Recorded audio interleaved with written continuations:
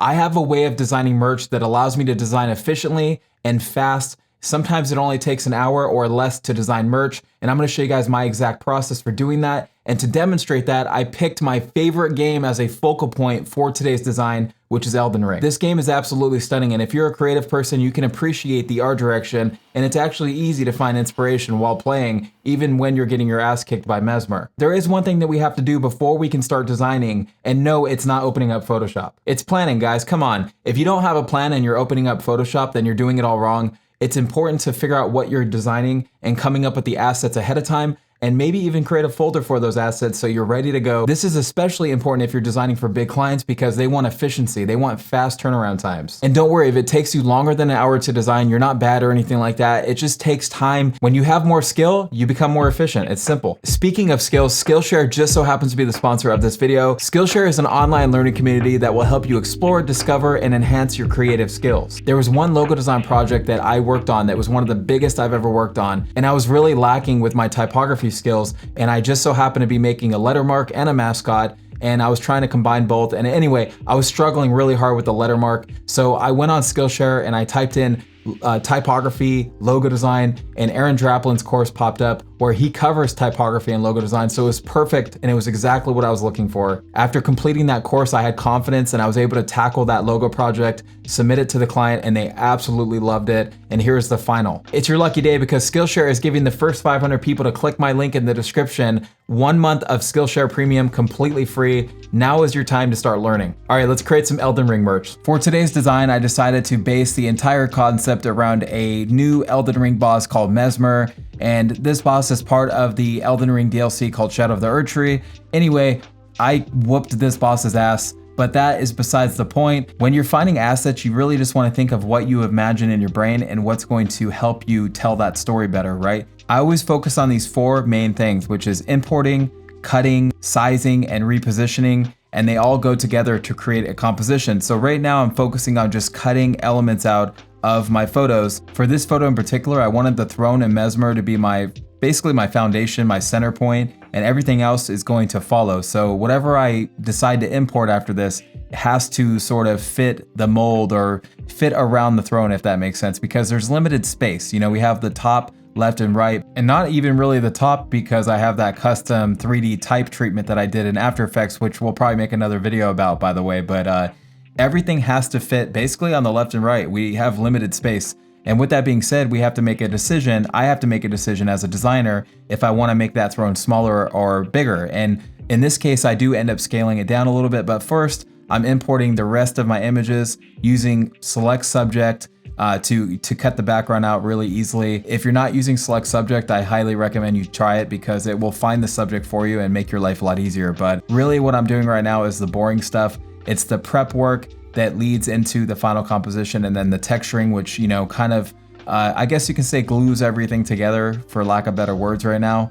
I never focus on the texture first, and I see a lot of designers that are newer go right into texturing, and you definitely don't want to do that. You want to focus on balancing your composition first, and then you can texture. I promise you, we're gonna get to that at the end. So we have a problem with the thumb. The thumb is cut off, but it's easy to fix. We just use the lasso tool to make a selection of where the thumb probably would have been, and then you can use the clone stamper tool to literally clone other parts of the thumb that are visible to fill that mask in, or yeah, the mask in, or no, not the mask, the selection in, and you're done. It's really easy. And then I just created a layer mask on that layer to start painting away with the soft round brush. And we're doing this to blend everything together, obviously. And we're gonna be flipping this hand to the other side because I'm gonna have 2, almost like Mezmer's holding up these flame balls, okay? Balls of fire.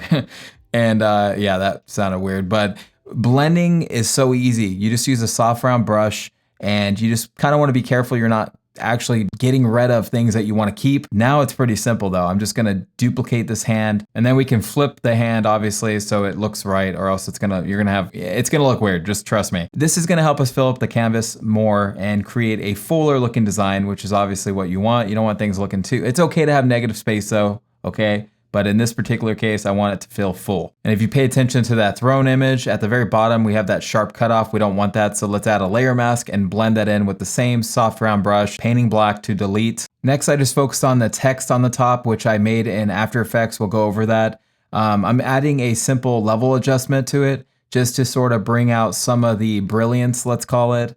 That sounded kind of fancy, why not? But really what I want to do is select all the red of the face so I can use that as a mask later on to do things like add highlights to the text to create more depth. And also we have those flames that Mesmer is holding. So we kind of want the text to sort of, catch that light, if you will, which is why I'm making this selection right here. And really what I'm doing is creating a new layer and just pressing Shift Backspace and filling that with pretty much any color I want. In this case, I picked a little bit of a lighter red. It's always a good idea if you have a 3D type treatment like this to select the face and have it on a separate layer, because it just gives you so many more possibilities. Again, even when creating highlights like you see me doing right here, it wouldn't be as easy if I didn't have a selection of that face. So you definitely want to make sure that you separate the face of whatever type treatment you have, because you never know when you're going to need to add some more, highlights, shadows, whatever it may be to that type treatment. And again, I made this in After Effects. If you guys are curious on how I did that, I will maybe make a video about it if there's enough people that want it. I just kept messing with this until I was happy with it. That's pretty much it.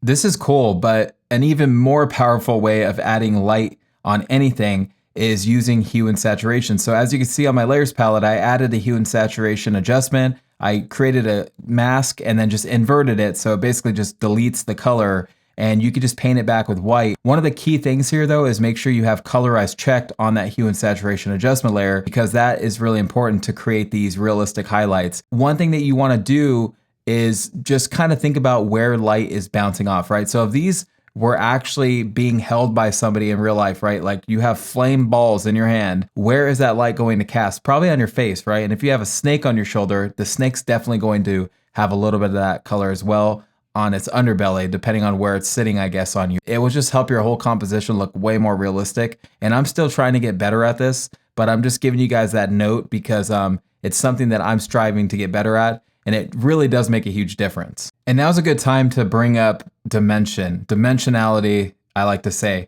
because if you look at the throne here, without this lava in the background, it's really hard to tell what's going on. It's just blending. And we really don't want that, right? We want to create that separation between the different elements, because if you don't separate them, again, they're just going to look like one hot dookie mess on a shirt. Nobody's going to know what the hell they're looking at. And honestly, this design's getting close to that. There's a lot going on here, right? So creating depth can be like, adding shadows like I'm doing right now to the snake's head, or adding colors behind things that pop or allow that certain object to pop. Adding flames like I'm doing right now is another good example of creating more dimension. Obviously, the flame balls in Mesmer's hand are really faded. They're not that exciting to look at. So by adding these flames, I'm able to help them pop a little bit more. So anyway, I'm always thinking about ways to bring life to my composition without completely overwhelming it or destroying it. And it is hard sometimes. Sometimes you might mess up, and I've messed up plenty of times, and even this composition needs a lot of work. But as long as you follow these like key principles, you'll be able to pretty much design anything and make it look pretty decent pretty quick. I'm taking my time with these flames because you'll notice that they're covering Mesmer's hands, and we really don't want that. We want those fingers to really shine, those phalanges.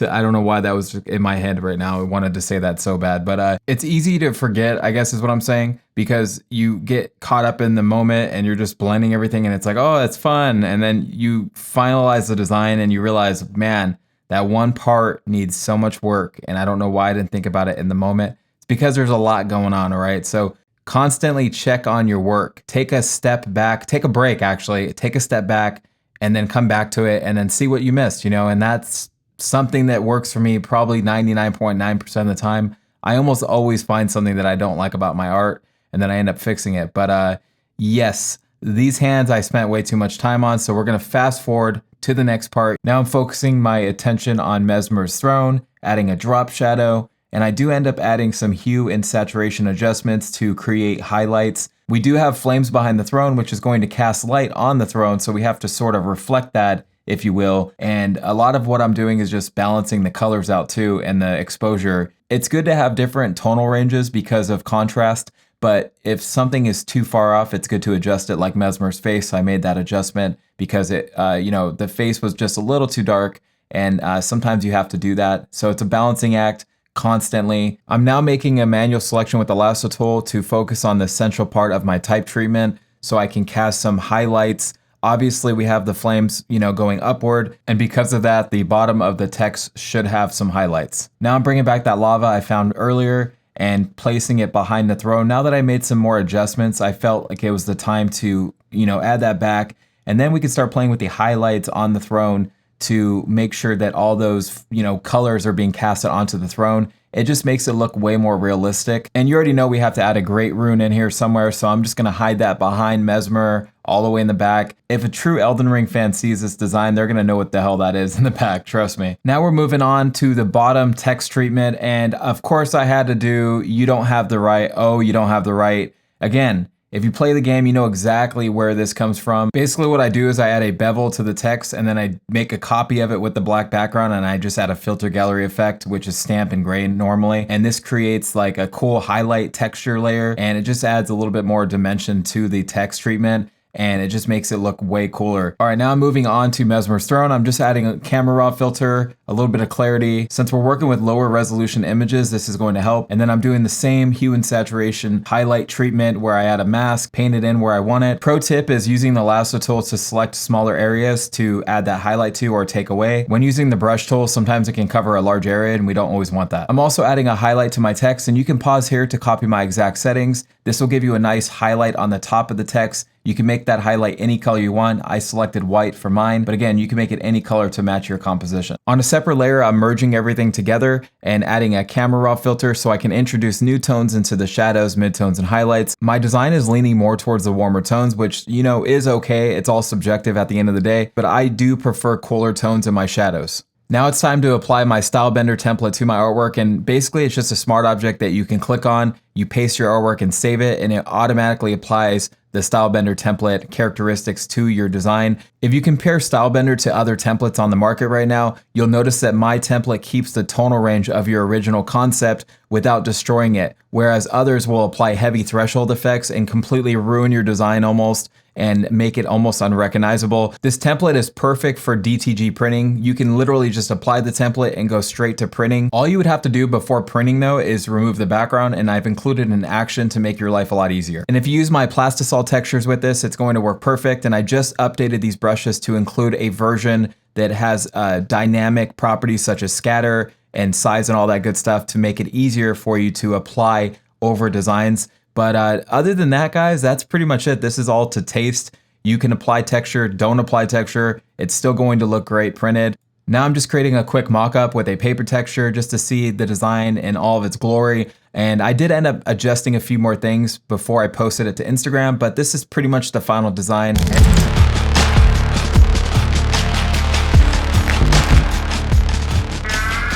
Here's my process for designing merch efficiently and sometimes in under an hour. It really comes down to sticking to my routine and doing it for so many years, right? I always do the same thing. I import my images, I cut them out first, I blend them, I resize them to create my composition before applying all of my crazy effects or adjustment layers or textures or anything like that. I want you guys to remember this. If your composition is bad, it doesn't matter how many good textures you have or good templates you have, it is never going to fix your composition. I hope you guys learned something. I'll see you in the next one.